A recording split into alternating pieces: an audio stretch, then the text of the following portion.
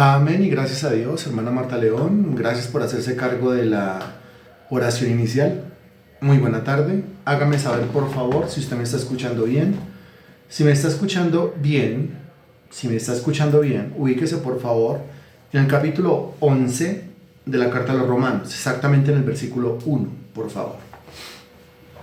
Me avisa cuando ya, por favor. Muy buena tarde. Ok, versículo 1. Vamos a hacer una lectura hasta el versículo 12, es decir, los versículos que ya hemos estudiado del capítulo 11. Comenzamos desde el versículo 1. Dice así: Digo pues, ¿ha desechado Dios a su pueblo? En ninguna manera, porque también yo soy israelita, de la descendencia de Abraham, de la tribu de Benjamín. ¿No ha desechado Dios a su pueblo, al cual desde antes conoció? ¿O no sabéis qué dice de Elías la Escritura, cómo invoca a Dios contra Israel diciendo: Señor, a tus profetas han dado muerte y tus altares han derribado, y solo yo he quedado y procuran matarme? ¿Pero qué le dice la divina respuesta? Me he reservado 7,000 hombres que no han doblado la rodilla delante de Baal. Así también aún en este tiempo ha quedado un remanente escogido por gracia, y si por gracia, ya no es por obras. De otra manera la gracia ya no es gracia, y si por obras ya no es gracia, de otra manera la obra ya no es obra. ¿Qué pues? Lo que buscaba Israel no lo ha alcanzado, pero los escogidos sí lo han alcanzado, y los demás fueron endurecidos.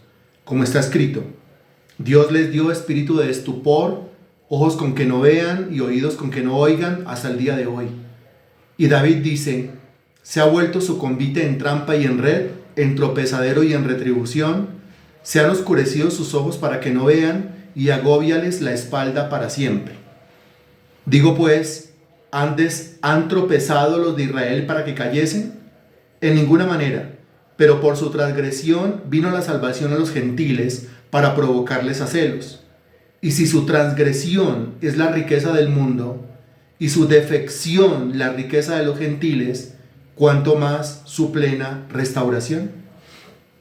Y creo yo que ahí vamos, en el estudio del capítulo 11. Usted me confirma, por favor, si es ahí donde vamos. Y si es así, gracias por confirmarme.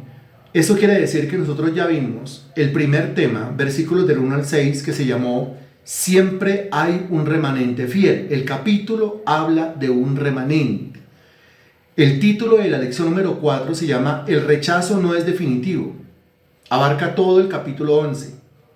Abarca los 36 versículos del capítulo 11. El rechazo no es definitivo. El rechazo de los judíos no es definitivo y el rechazo de Dios no es definitivo. Lo que Dios está rechazando porque el pueblo lo rechazó. O sea que Dios aquí está actuando en consecuencia de lo que el mismo pueblo hizo. Si el pueblo rechaza, Dios rechaza. Si el pueblo busca, Dios busca. Si el pueblo se arrepiente, Dios perdona. Creo que eso está claro entre nosotros, ¿cierto? Entonces aquí estamos hablando, versículos del 1 al 6, que siempre hay un remanente fiel. Siempre. Dios conserva un remanente, se reserva un remanente. Versículos del 7 al 10. Los impíos están cegados a la verdad. Cegados. De tal modo que tienen un espíritu de estupor. Recuérdense que ya examinamos nosotros el término de estupor, que quiere decir sueño, adormecimiento espiritual.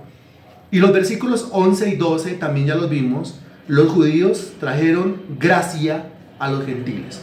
Pues porque fue gracias al rechazo de los judíos que Dios decidió derramar su gracia, derramar su misericordia, derramar la salvación, la justificación sobre los pueblos gentiles. Y ahí vamos.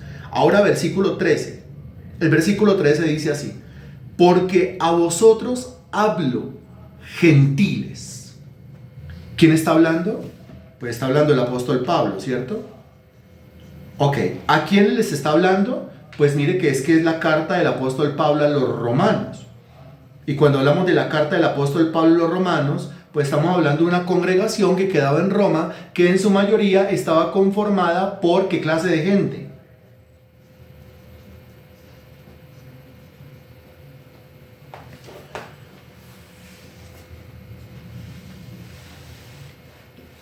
¿Por qué clase de gente?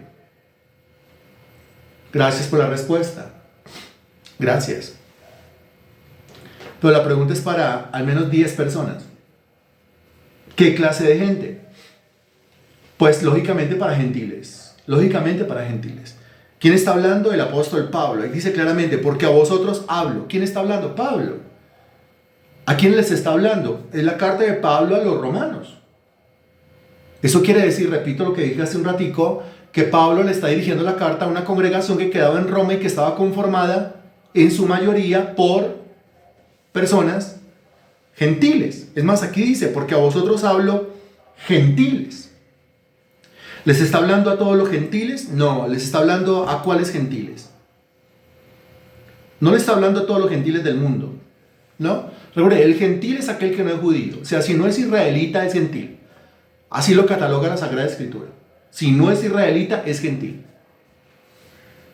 Entonces, ¿aquí le está hablando a todos los gentiles del mundo? No.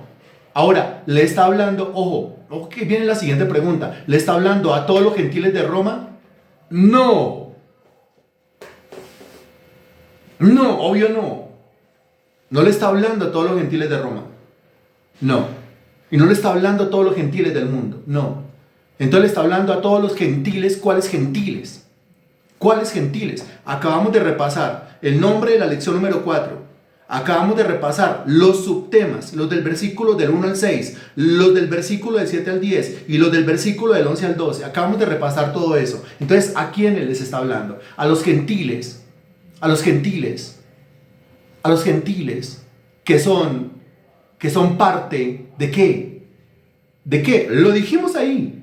Por eso, a propósito, hicimos la lectura. A los gentiles que son parte ¿de qué?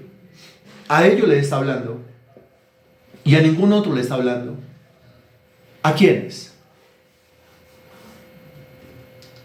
A los gentiles, muy bien, que son parte, ya nos centramos mentalmente, muy bien. A los gentiles que son parte del remanente. ¿Se acuerda que le dije todo el capítulo 11 habla de un remanente? Un remanente que Dios se reserva por gracia, por su gracia y por su misericordia es que hay un remanente. Siempre lo ha habido, siempre lo habrá.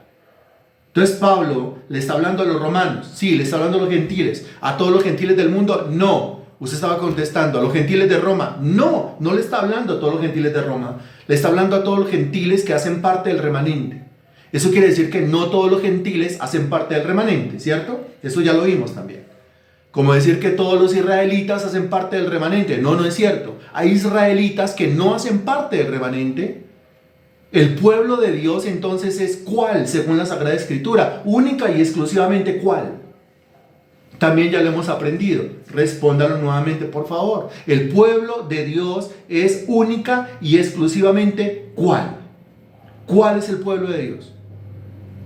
No. ¿Cuál es el pueblo de Dios? ¿Cuál es el pueblo de Dios? ¿Cuál es el pueblo de Dios? ¿Cuál es el pueblo de Dios? Le dije, repita la respuesta, por favor. Porque el pueblo de Dios en el Antiguo Testamento y el pueblo de Dios en el Nuevo Testamento es el mismo.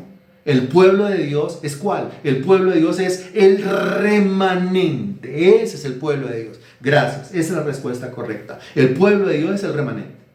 En el Antiguo Testamento, ¿todos los israelitas fueron el pueblo de Dios? No, obvio no, obvio no. Hay israelitas que no fueron parte del pueblo de Dios. Israelitas les corría sangre hebrea, sangre judía por las venas y apostataron de la fe y descendieron vivos al Seol, vivos al infierno.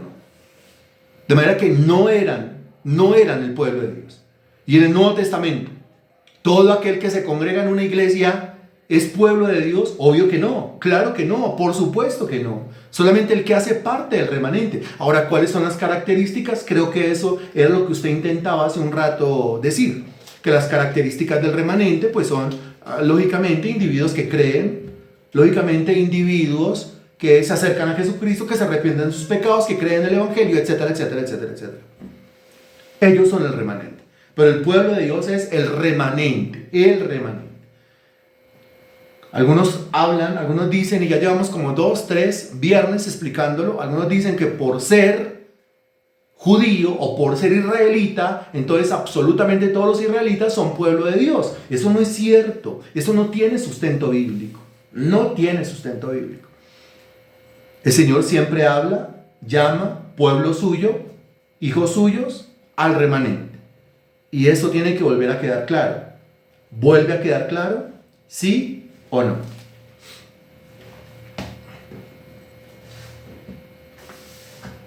Listo, gracias a Dios. Entonces dice versículo 13, porque a vosotros hablo gentiles. Aquí directamente el apóstol Pablo le está hablando a los gentiles. ¿A cuáles gentiles? A los gentiles que conforman el remanente, que lógicamente se arrepintieron de sus pecados, lógicamente han creído en el evangelio, pero si no subrayamos nosotros, si no resaltamos nosotros este término remanente, pues no vamos a llegar nosotros a la idea central del capítulo 11 de la carta a los Romanos, que precisamente tiene que ver con el tema del remanente. A vosotros hablo, gentiles, por cuanto yo soy apóstol a los gentiles. Y termina diciendo, honro mi ministerio. Honro mi ministerio. Recuerden que Dios escogió al apóstol Pablo, ¿no es cierto? Dios escogió a Pablo, le escogió para que fuera un apóstol. Regálenme por favor la definición de la palabra apóstol. Pues eso lo vimos allá en el primer versículo de la carta a los Romanos. Entonces a usted le queda muy claro responder, ¿cierto? La definición de la palabra apóstol. Apóstol. Apóstol.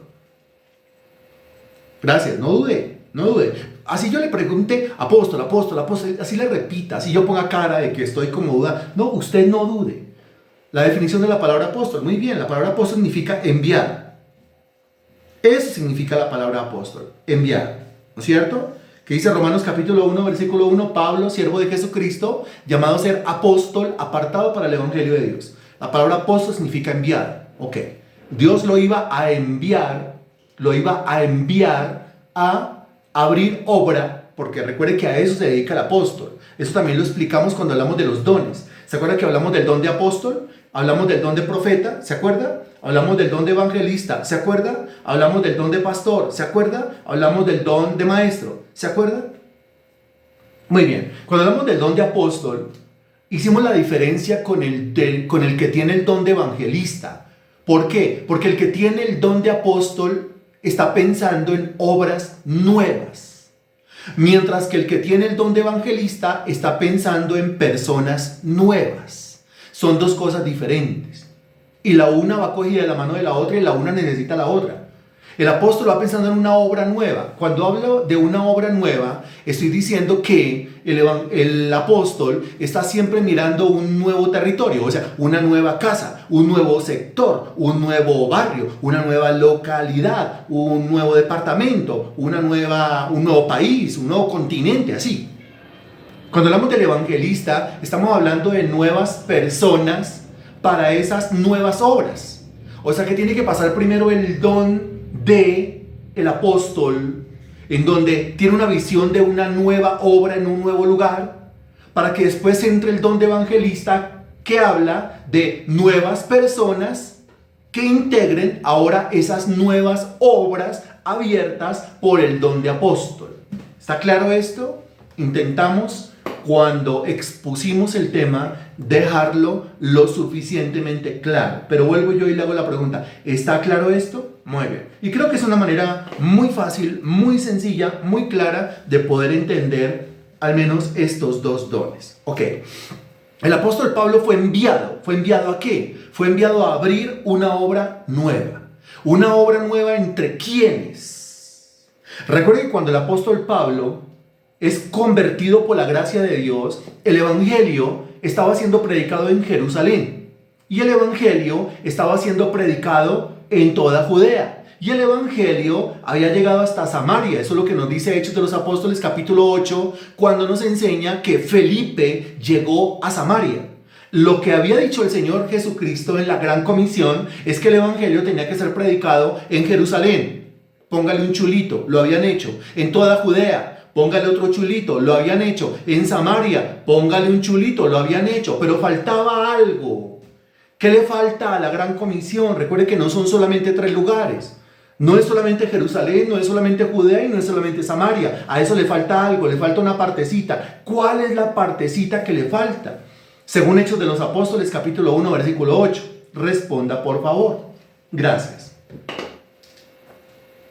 ¿Cuál es la parte que le falta a eso? Le falta una parte, ¿cierto? Le falta la parte. ¿Cuál parte? Responda, por favor. Usted está en un aula. Y si está en un aula, hay que responder. Le falta la partecita que dice, muy bien, hasta lo último de la tierra. Eso es Hechos 1:8. Pues resulta que no, la gente que comenzó a predicar, predicaron en Jerusalén, predicaron en Judea, predicaron en Samaria, pero no llevaron el evangelio hasta lo último de la tierra. Parece que no quieren salir de los contornos de Israel. Ellos no quieren salir del país.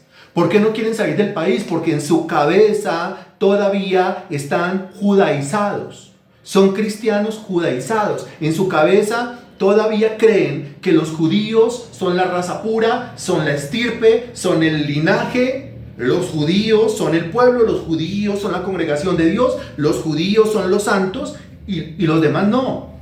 Como que los judíos merecen, como si fuera por merecimiento, pero los demás no merecen. Entonces, como no merecen, yo no le voy a predicar a los demás. A eso le faltaba algo. ¿Qué le faltaba? Pues le faltaba la misión hasta lo último de la tierra. Es lo que dice Hechos 1:8, hasta lo último de la tierra. Muy bien, pero vemos a Pedro, a Santiago, a Juan, a Jacobo, a Marcos, a Mateo, concentrados ahí en la labor de Jerusalén, Judea y Samaria. Hasta los diáconos mismos, Felipe, por ejemplo, está concentrado en la labor Samaria. Samaria queda dentro de Israel. Era una de las provincias de Israel. Pero nadie ha salido, nadie ha ido afuera. Falta esa parte. Como falta esa parte y la visión es de Dios, como la visión es de Dios, entonces Dios la va a hacer cumplir. Por eso la conversión de Saulo de Tarso. Ahora, ¿quién es Saulo de Tarso? Saulo de Tarso es fariseo de fariseos, hebreo de hebreos, de la tribu de Benjamín, el más aventajado de todos los fariseos, el más aventajado de todos los judíos de su época, una eminencia en oratoria, una eminencia en conocimiento, era doctor del Antiguo Testamento, pero él cree lo mismo que los demás y todavía de una manera más enraizada, porque él cree que el único pueblo de Dios son los israelitas. La única congregación de Jehová son los israelitas. El único pueblo santo son los israelitas. Son los israelitas los que merecen. Son los israelitas los que se han ganado el favor divino. Dios ama solamente a los israelitas y no ama a nadie más. Hasta ahí, hasta Hechos capítulo 9, Saulo pensaba eso. Cuando vino la conversión y vino el arrepentimiento y la fe en el evangelio y viene la luz, y Saulo entiende a qué Dios lo ha llamado, que Dios lo llamó a él, siendo un judío completamente cerrado en el judaísmo, lo llamó a que saliera del país y fuera y le llevara el evangelio a los gentiles. Eso es una revolución completa. El Señor no está enviando a cualquiera, está enviando a uno que toda su vida ha creído que los judíos son santos, amados, respetados, se ganan, favorecidos, pero los gentiles no merecen absolutamente nada. Y a esos que él había creído durante toda su vida, que no merecen absolutamente nada, aquellos por los cuales él nunca hubiese dado un solo peñique, un solo centavo, una sola moneda, aquellos por los cuales él nunca hubiera hecho nada en la vida, Dios le dice, es a ellos a los que quiero que vaya usted y les predique. Con lo primero que nos encontramos en el mismo Hechos de los Apóstoles capítulo 9, es que cuando Saulo, ya convertido, ya siendo un hijo de Dios, comienza a predicar, él comienza a predicarle a los suyos. Él se va para Jerusalén. Y en Jerusalén él quiere llegar a predicar, porque él quiere, lógicamente es patriota, son los míos, somos la sangre pura, somos el linaje puro e inmarcesible, entonces le voy a predicar a los míos. Cuando llega a Jerusalén, y él le va a predicar a los suyos, o sea, los judíos, los suyos, o sea, los israelitas, casi lo matan. Los suyos casi lo matan. Los suyos no lo quieren ni ver. Eso es una completa revolución en el interior de Pablo. ¿Por qué? Porque le reconfirma, no es que yo no lo envíe a los suyos. Yo lo envío a los que usted considera que no son suyos. Yo lo he enviado a los gentiles. Quiero que salga del país. y quiero que vaya y le predique el evangelio a los gentiles. Es un judío predicándole el evangelio a los gentiles. Y es un judío que se creía la cereza del pastel predicándole a los gentiles. ¿Eso cómo se llama? Eso se llama conversión genuina. Eso es una conversión genuina. Cuando yo logro romper con todos esos paradigmas, estereotipos, cuando yo logro romperme por dentro, renunciar a mí mismo, renunciar a mi yo, irle a predicar a quien Dios diga que yo le tengo que predicar, punto. Donde Dios diga que yo tengo que hacerlo, punto. Cuando mi agenda se convierte en la agenda de Dios, cuando mi cronograma, cuando mi almanaque está marcado por la mano divina, ahí es cuando yo puedo hablar de una real conversión. Hasta ese momento, antes de eso no. En este tiempo le decimos a los cristianos que hay que servirle a Dios. Están llenos de peros, están llenos de autojustificaciones, están llenos de excusas. Siempre tendrán un pero. Un pero para no orar, un pero para no conectarse, un pero para no congregarse. Cuando se habla de servicio, todavía un pero más grande. Ellos van a decir, no, lo que pasa es que ¿qué? Acuérdese de Pablo. Pablo dijo, cuantas cosas eran para mi ganancia, las he estimado como pérdida. Y cuantas cosas eran para mí importantes, las estimo como basura. Cuando es la conversión genuina, cuando la conversión es verdadera, cuando yo no quiero usar a Dios para que Él me prospere, cuando no quiero usar a Dios para que Él me progrese, cuando no veo yo el cristianismo como la lámpara de Aladino que yo froto con la oración para que salga el genio y me conceda mis deseos, sino cuando yo entiendo que el Señor no está aquí para concederme mis deseos, sino que Él es el Señor, el que manda y yo soy su esclavo, como lo dice Romanos capítulo 1, versículo 1. Por eso nos encontramos aquí con este versículo. A vosotros hablo, gentiles. ¿Qué hace Pablo, el judío ortodoxo, recalcitrante, cuadriculado, aferrado a una perspectiva, aferrado a un punto de vista? ¿Qué hace él hablándole a los gentiles? Eso se llama conversión. Eso se llama arrepentimiento. Eso se llama Dios está obrando ahí, porque de otra manera eso no se hubiese podido hacer. Por cuanto yo soy apóstol, y miren lo que dice, yo soy apóstol a los gentiles. ¿Ahí de qué está hablando? Del señorío de Jesucristo. Está hablando de, bueno, Él es quien manda en mi vida. Si yo lo hubiese podido escoger, nunca hubiese querido ser apóstol a los gentiles.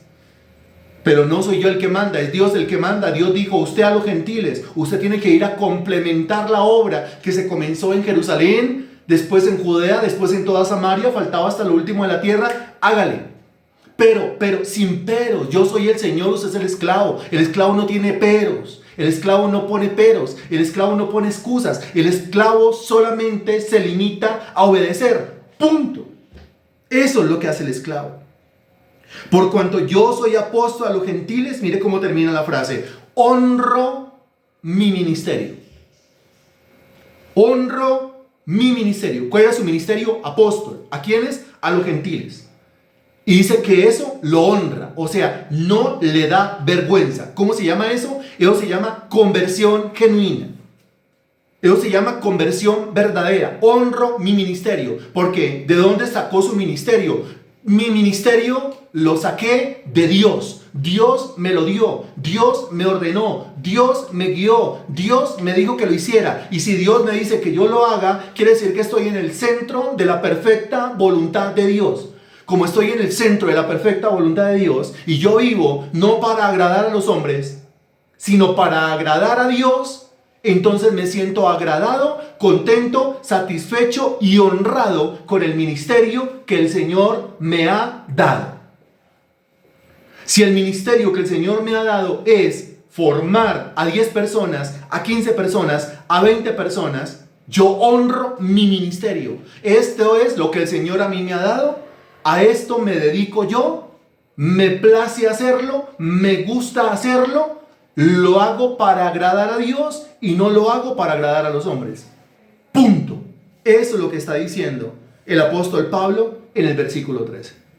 Si el Señor lo ha escogido a usted para que usted evangelice a esos 2, a esos 3, para que usted adoctrine a esos dos, a esos tres, para que les insista, para que estén en ese territorio, para que le golpee al uno, le golpee al otro, para que invite al uno, para que lo invite al otro. Honre su ministerio. Fue lo que Dios a usted le entregó. Persista, persevere, no baje las manos. No permita que sus rodillas se paralicen. Siga arrodillado, siga orando, siga clamando, levante sus manos, siga abriendo la boca. Eso es lo que Dios quiere que nosotros hagamos. Y ciertamente, lo que el Señor no quiere que nosotros hagamos es que nos quedemos quietos en cuanto al servicio a Dios. Porque aquí está hablando claramente, es de ministerio. Y no quiere que nos quedemos quietos en cuanto a servicio. Fuimos llamados a predicar su palabra independientemente quienes seamos.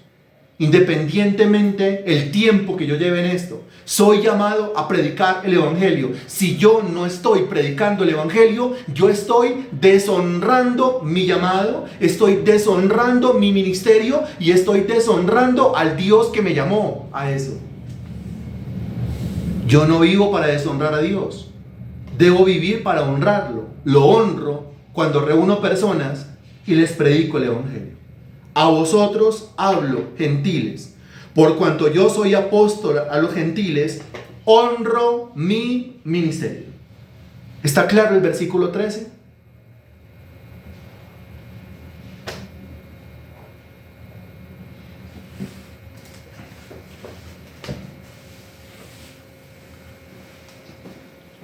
Ok, muy bien. Versículo 14.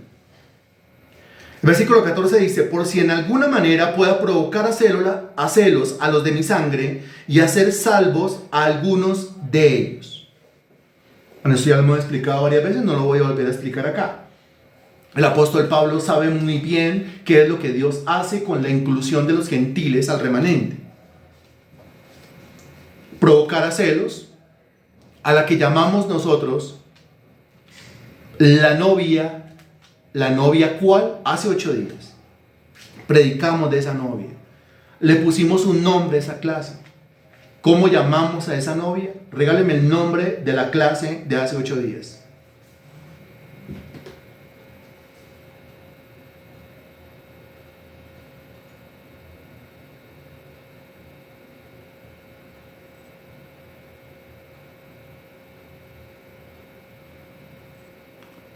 El nombre de la clase de hace 8 días. No.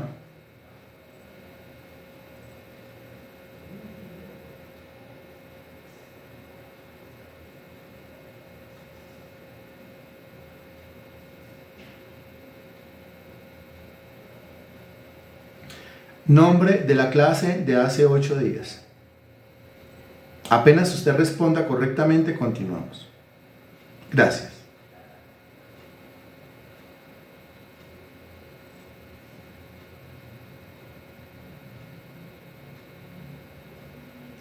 No.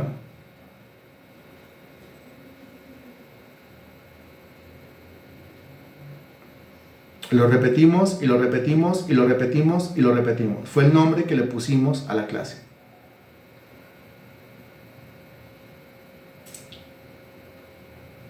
Está en YouTube y tiene un montón de vistas.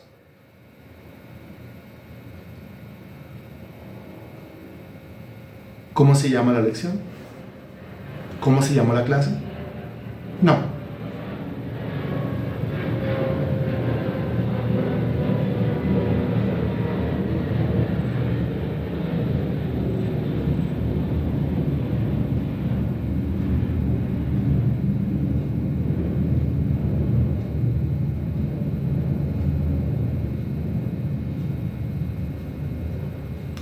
Así se llama, gracias Juan Esteban, se llama La novia vagabunda. ¿Se acuerda que así la llamamos? La novia vagabunda. Usted la busca en internet y sale La novia vagabunda. Pero le acabo de preguntar que si se acuerda. ¿Y se acuerda usted cuál es la novia vagabunda? ¿Se acuerda cuál es la novia vagabunda? ¿Cuál? ¿Cuál es la novia vagabunda? Responda correctamente, por favor, porque usted estuvo en esa lección. La novia vagabunda es La novia vagabunda es Israel. Muy bien. Muy bien. ¿Qué pasó con Dios? ¿Qué hizo Dios con esa novia vagabunda? Después de una vagabundería y otra vagabundería y otra vagabundería y otra vagabundería y múltiples vagabunderías. ¿Qué hizo Dios con la novia vagabunda? ¿Qué hizo Dios con la novia vagabunda? Sea más claro, por favor. Lo que debe hacer cualquiera con una novia vagabunda. ¿Sí? Lo que debe hacer cualquiera con un novio vagabundo. ¿Qué hizo Dios con la novia vagabunda? La desechó, la dejó, la botó. Es lo que se debe hacer con un vagabundo, con una vagabunda. ¿Sí? Desechar, dejar, botar. Ok. Y se consiguió otra. Punto. Se cansó, la botó y se consiguió otra. Muy bien. Se consiguió otra. Muy bien. ¿Cómo se llama la otra? ¿Cómo se llama la otra? En femenino, ¿no? En femenino. ¿Cómo se llama la otra? Muy bien, así se llama. La otra se llama la iglesia. Ok. Y ahora, Dios al relacionarse con la iglesia, ¿sí? Dios al relacionarse con la iglesia, lo que está haciendo es, ahora sí lo puede decir, provocando a celos a Israel. O sea, provocando a celos a la ex. O sea, provocando a celos a la novia vagabunda. A la novia vagabunda. Eso lo hablamos, lo dijimos, lo repetimos hasta el cansancio hace 8 días. Muy bien. Ok, el apóstol Pablo esto lo tiene sumamente claro.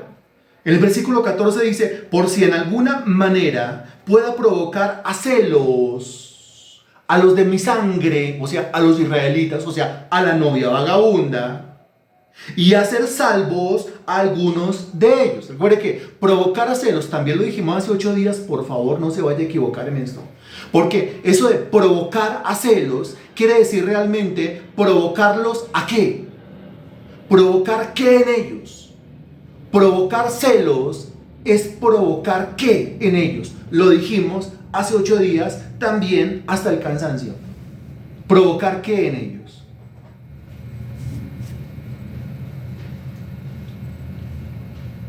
Y con mayúscula, Denise, muy bien, muy bien.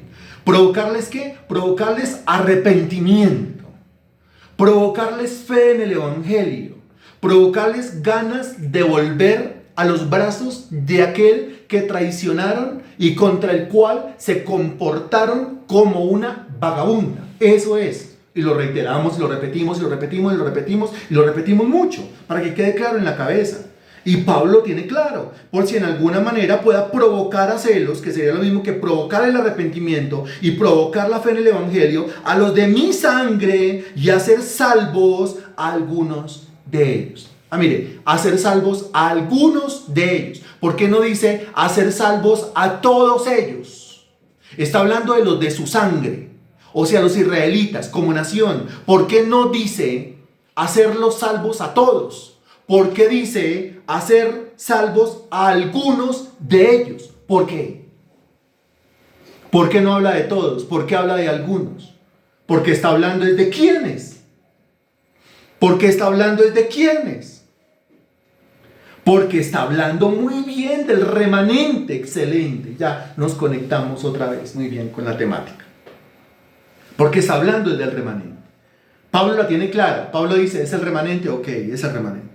O sea, todos los israelitas, absolutamente todos los israelitas, por ser sangre israelita, ¿van a ser salvos? La respuesta es no, obvio no, claro que no.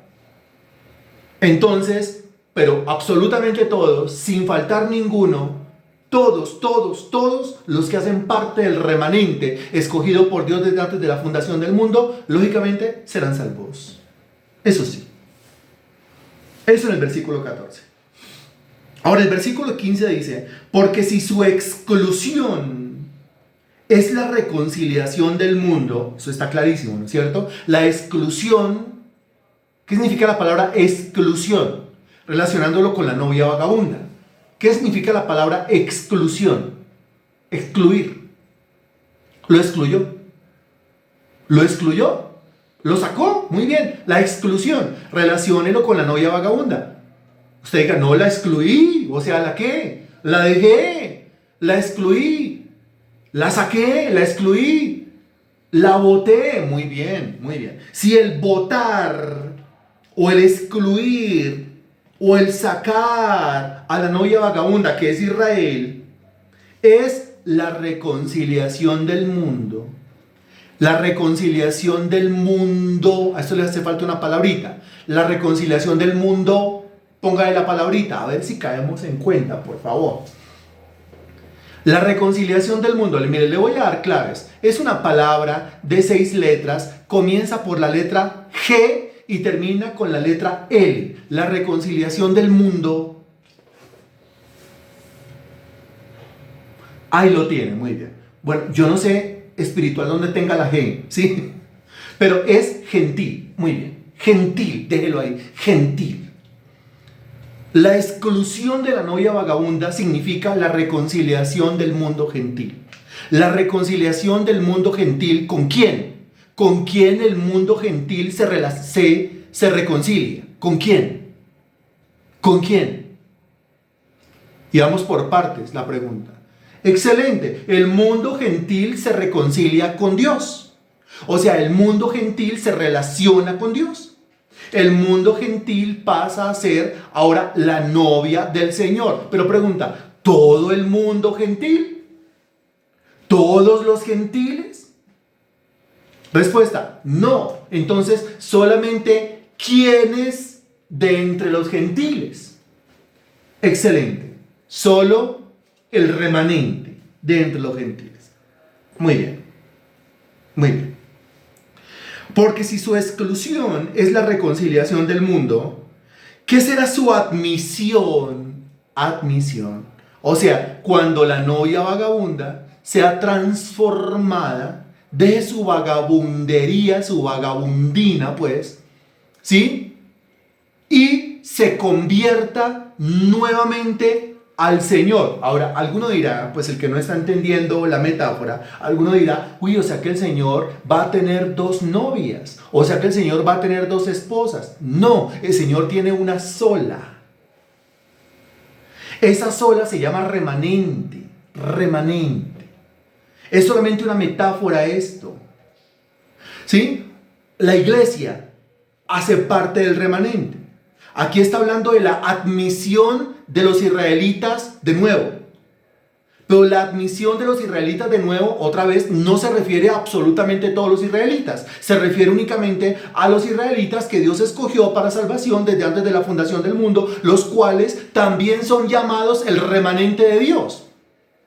Eso quiere decir que, como lo enseña la carta a los Efesios, que tanto judíos como gentiles antes eran 2 cosas diferentes. Ahora, por el sacrificio de Cristo, se ha derribado la pared intermedia, el muro de separación, y ahora los judíos y los gentiles han venido a ser parte de un solo cuerpo, han venido a ser unidos, fundidos, reunidos en un solo cuerpo, que es el cuerpo de Cristo, que usted bien lo puede llamar el cuerpo de Cristo, o bien lo puede llamar el remanente, o bien lo puede llamar los escogidos por Dios para salvación. Solamente que en la metáfora, pues la novia vagabunda se llama Israel y la nueva novia se llama iglesia. ¿Estamos claros con esto? ¿Se está entendiendo esto? No puede quedar una sola confusión con esto.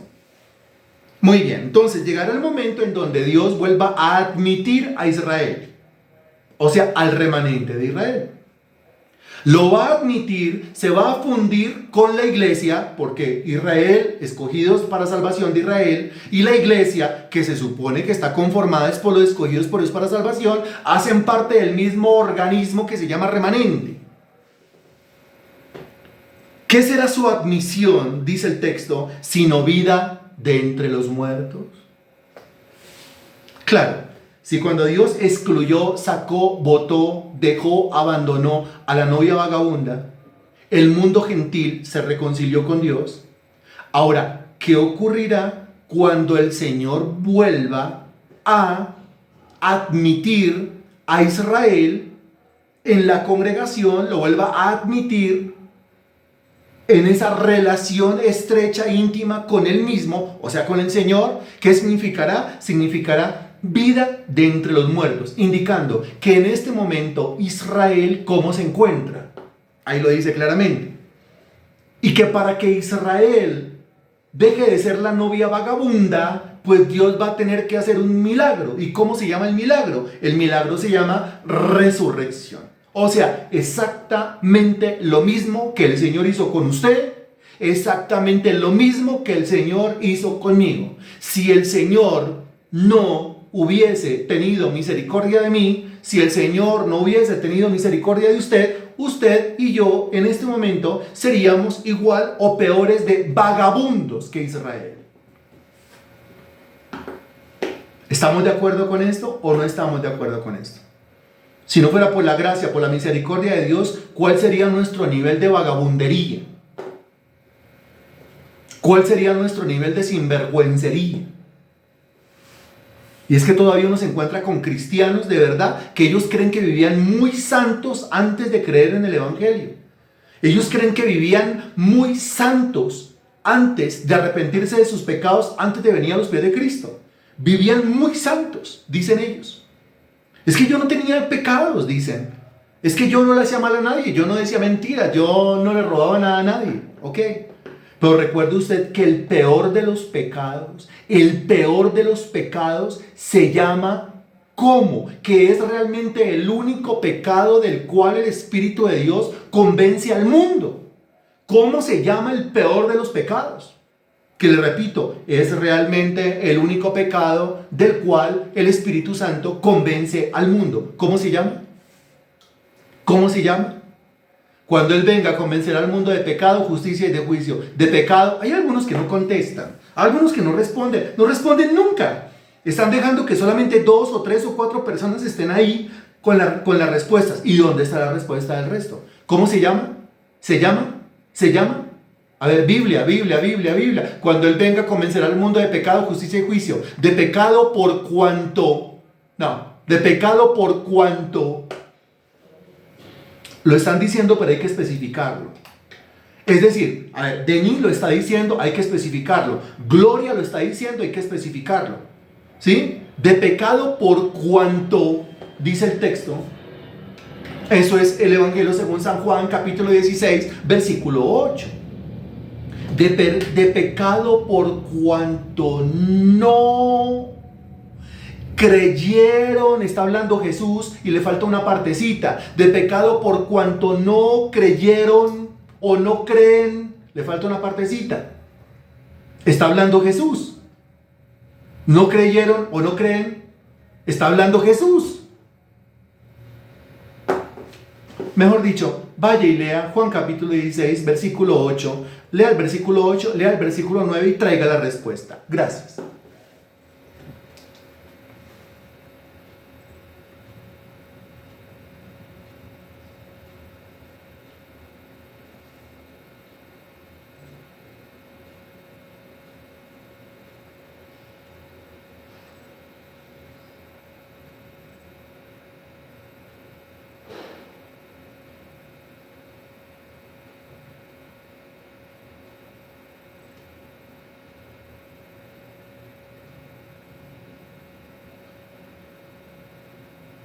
¿Listo?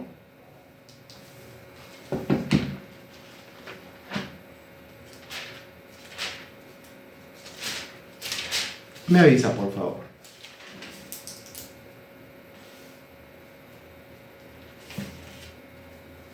Ya. Acá sí. Juan 16, 8, 9.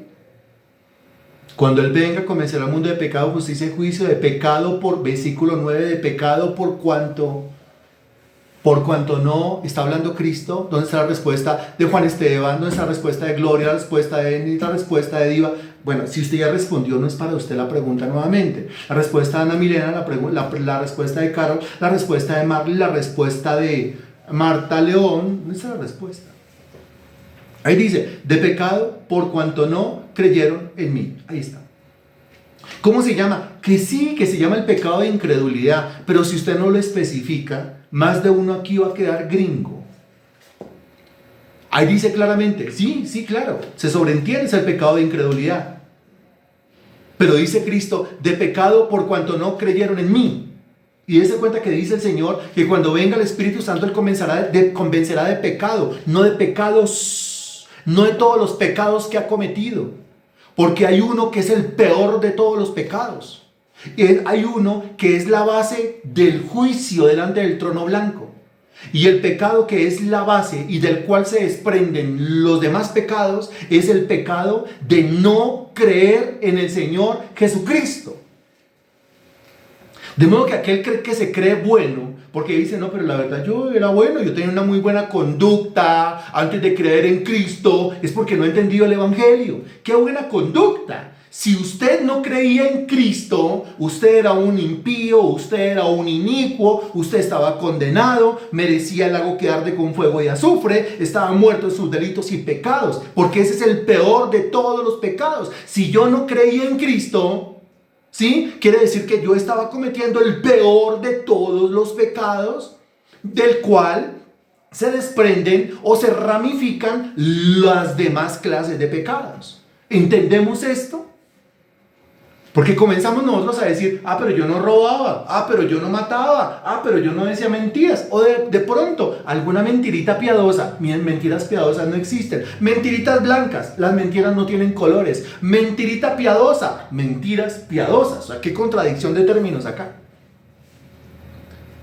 Pero es que el Señor no lo viene a convencer de que si dijo mentira o que si se robó las vueltas o que si calumnió o que si una cosa o que si la otra. No, el Señor viene a convencerlo. Usted no ha creído en Cristo, por eso es que está condenado. Es el peor de todos los pecados. Usted encuentra en este momento un mundo sumido en eso, en la incredulidad. Exactamente, sumido en el pecado de no creer en el Señor Jesucristo. Y por ese pecado es que el mundo va de cabeza, va de cara al lago que arde con fuego y azufre. Punto. Eso es lo que dice la Biblia. Por eso dice el texto, ¿qué será su admisión sino vida de entre los muertos? ¿Qué va a hacer el Señor con el remanente israelita? Pues tiene que resucitarlo. ¿Cómo está el remanente israelita? Está muerto en delitos y pecados. ¿Y por qué está muerto? Está muerto porque ha cometido el peor de los pecados. Ese que es el peor de los pecados, yo también lo cometí. Por eso yo estuve muerto en delitos y pecados. Pero Dios en su gracia y misericordia me resucitó. Ahora creo en el Señor Jesucristo. Quiere decir, ya no estoy cometiendo el peor de los pecados. Y llegará el momento cuando el remanente israelita también se ha resucitado entre los muertos y ya no cometa el peor de todos los pecados. Me hace el favor y me escribe, ¿cuál es el peor de todos los pecados?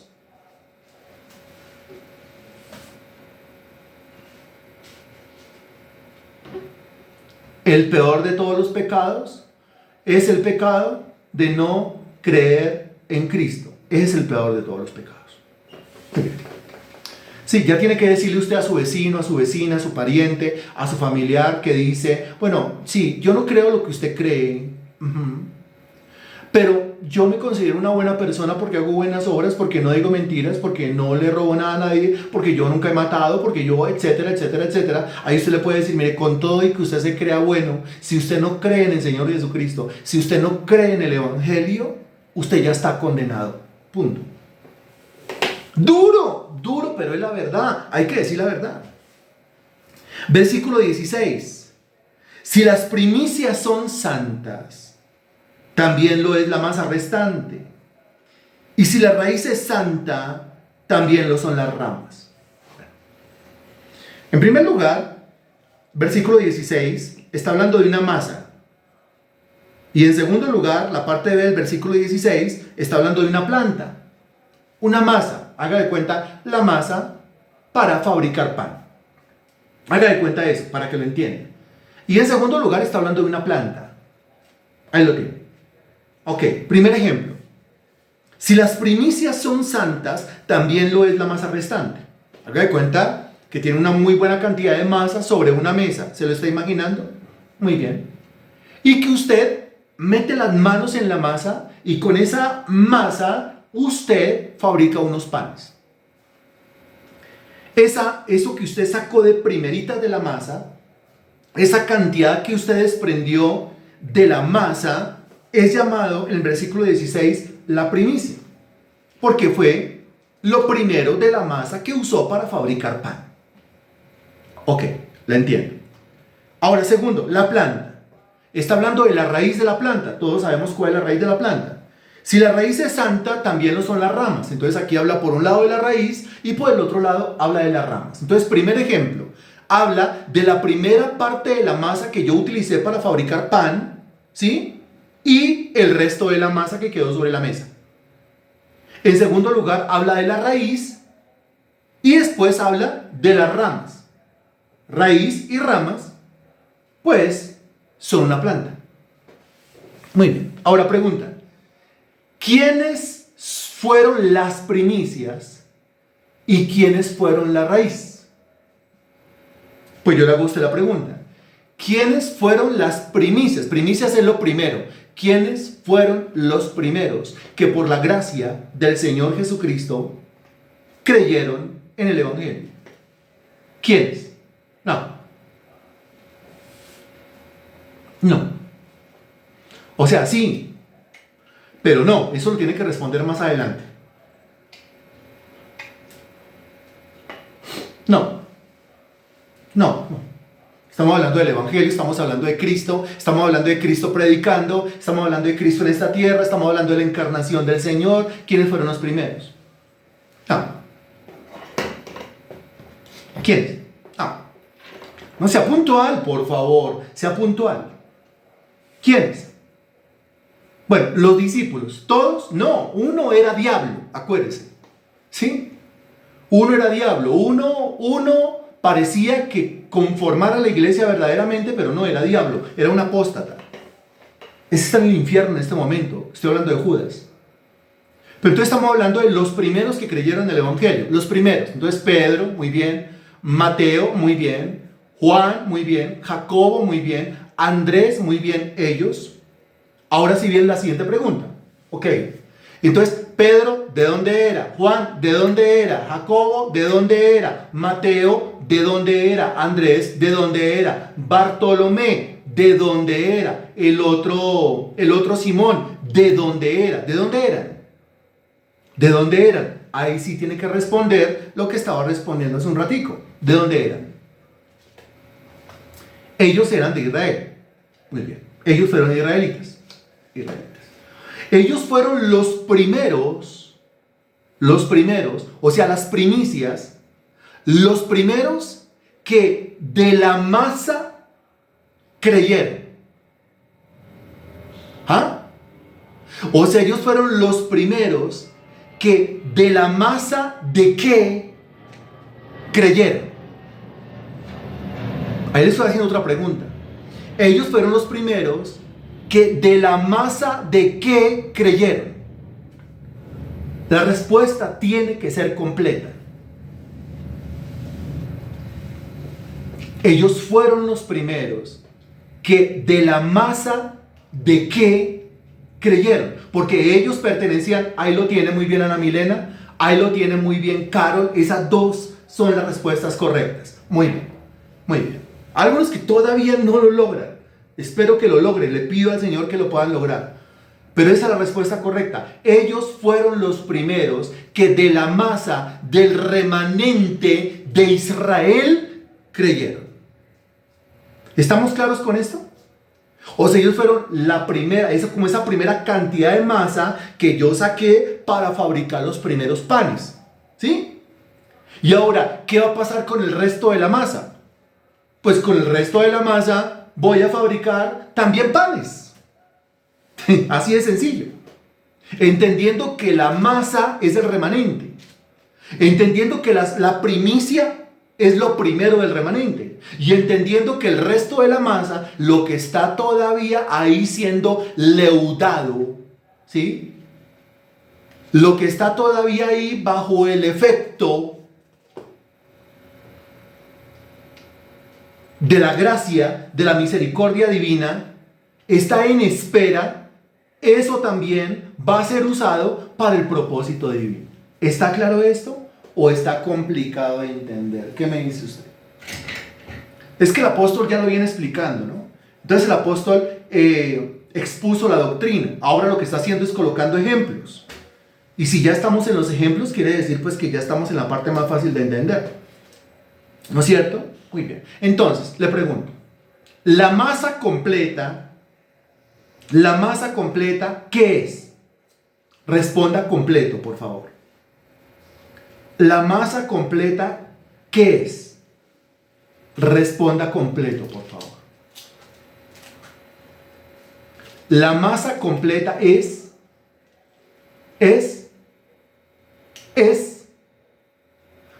Pero ¿de dónde?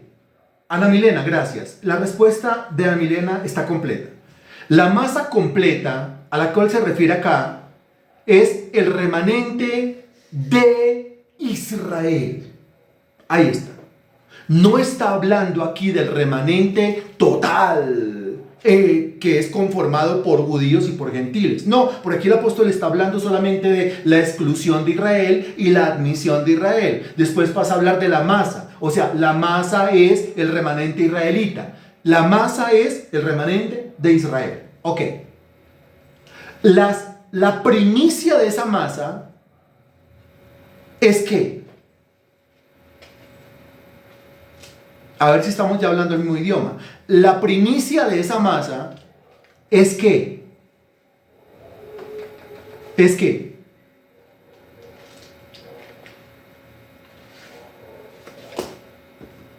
la primicia de esa masa, primicia lo primero, pues si la masa completa es el remanente total de Israel, pues la primicia o lo primero, pues se refiere a ¿quiénes? Se refiere a los primeros creyentes.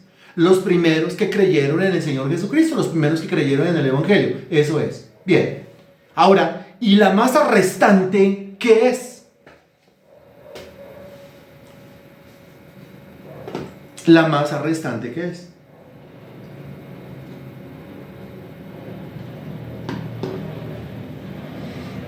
Pues muy fácil, ¿cierto? La masa restante es nada. La masa restante es La masa restante es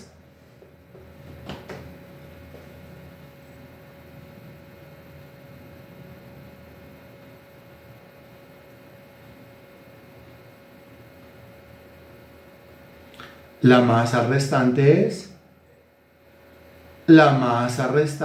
es le voy a dar una palabra que es la clave. El resto de la masa, ¿qué es? Resto. El resto de la masa, ¿qué es? Ahí leí la palabra clave. Arme con eso la frase. El resto de la masa es el resto del remanente. Si usted respondió gentiles, equivocado. Si usted respondió iglesia, equivocado. Repase la lección, por favor. Pídale al Señor, dame una apertura de mi entendimiento, por favor, para poder comprender tus verdades. Si usted respondió gentiles, no, está equivocado. Si usted respondió iglesia, no, está equivocado. Aquí no se está hablando ni de los gentiles ni de la iglesia. Se le está hablando a los gentiles. Se le está hablando a la iglesia, pero se le está hablando de Israel. De eso se está hablando aquí en estos versículos. Y el segundo ejemplo dice, y si la raíz es santa, lo mismo, también lo son las ramas. Ok, ahora ya la figura de la planta. Entonces, en la figura de la planta, la raíz, pues son las primicias. Y las ramas es la masa restante. O sea, pues la raíz son los primeros convertidos, israelitas. Los primeros convertidos del remanente de Israel. Y el resto de la planta, el tronco, las ramitas, las hojitas, las florecitas y el fruto son el resto del remanente israelita. Eso es lo que el apóstol Pablo está aquí claramente explicando. Padre Santísimo, te damos infinitas gracias por tu palabra predicada hoy. Te damos gracias por esta exposición del Evangelio, mi Señor. Te pido, mi Dios, que este mensaje edifique mi vida. Te pido, Señor, que me apliques en el estudio, que hagas, mi Dios, que mi mente se centre en el Evangelio, en tu palabra, que hagas, mi Señor, que mi mente se abra para poder comprender tus verdades también. Suplico que este mensaje edifique mi vida, pero no solamente mi vida, sino que a través de este mensaje y a través de esta palabra, mi Señor, otras personas también puedan ser edificadas. Para eso me toca a mí entenderlo bien primero. Para eso me toca a mí repasarlo bien primero. Para eso me toca a mí memorizarlo bien primero. Para con mucho denuedo predicarle a los demás y lograr en ellos, Señor Dios, el provocar un arrepentimiento, el provocar la fe en el Evangelio. Toda la gloria, la honra y la alabanza te pertenecen a ti en el nombre del Señor Jesucristo. Amén y gracias a Dios. Amén.